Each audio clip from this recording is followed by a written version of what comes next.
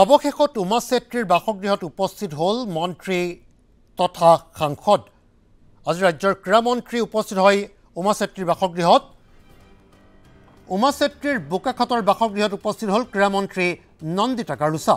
বৃহস্পতিবাৰে নিশা গুৱাহাটীত উপস্থিত হৈছিল বিশ্বজয়ী ভাৰতীয় মহিলা ক্ৰিকেট দলৰ খেলুৱৈগৰাকী, কিন্তু ক্ৰিকেটাৰগৰাকীক আদৰণিৰ বাবে বিমানবন্দৰলৈ যোৱা নাছিল কোনো এজন নেতা মন্ত্ৰী অথবা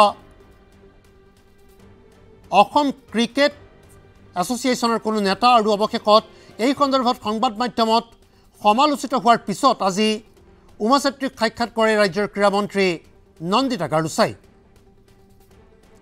সংবাদ মাধ্যমত DY365কে ধৰি একাংশ সংবাদ মাধ্যমত সমালোচিত হোৱাৰ পিছত আজি উমা চেত্ৰীৰ বাসগৃহত উপস্থিত হৈ গৈ ক্ৰীড়া মন্ত্ৰী নন্দিতা গাৰুচা।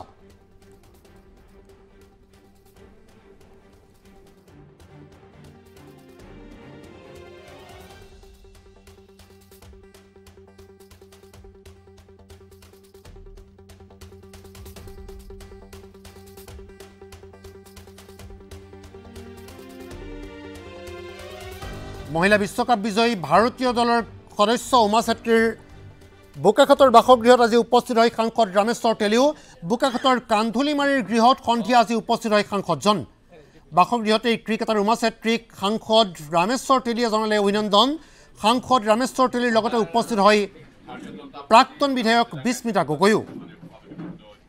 বোকাখাতৰ প্ৰাক্তন বিধায়ক জিতেন গগৈ উপস্থিত থাকে ৰামেশ্বৰ তেলীৰ সৈতে।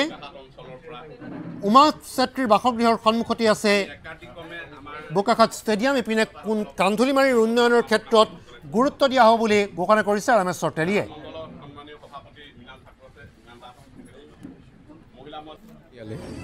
ৰাইজৰ সভাটো য'তে ত'তে ফাণ্ড দিব পাৰে ন।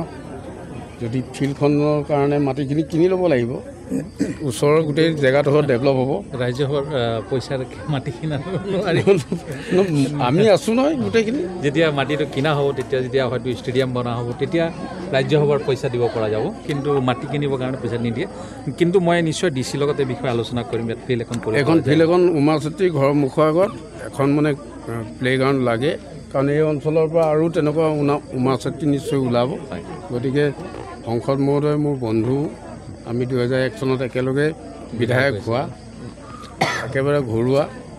গতিকে ওচৰতে পায়, কাৰণ মইতো এতিয়া কোনো মোৰ দায়িত্বত নাই, যদিও কৰিব পাৰিম। বন্ধু তেখেতৰ যথেষ্ট মানে ৰাজ্যসভাৰ গোটেইখিনিয়ে কৰিব পাৰে। গতিকে এইখিনিত এখন যদি ফিল্ড হৈ যায় উমা চেত্ৰীৰ নামত, কাৰণ আজি এই কান্ধুলিমাৰী জেগাডোখৰ যিমান পিছপৰা বানপীড়িত, তেওঁলোকৰ ঘৰতো পানী সোমায়। গতিকে যথেষ্ট, আৰু ৰাস্তাটো এৰি আছে। আপুনি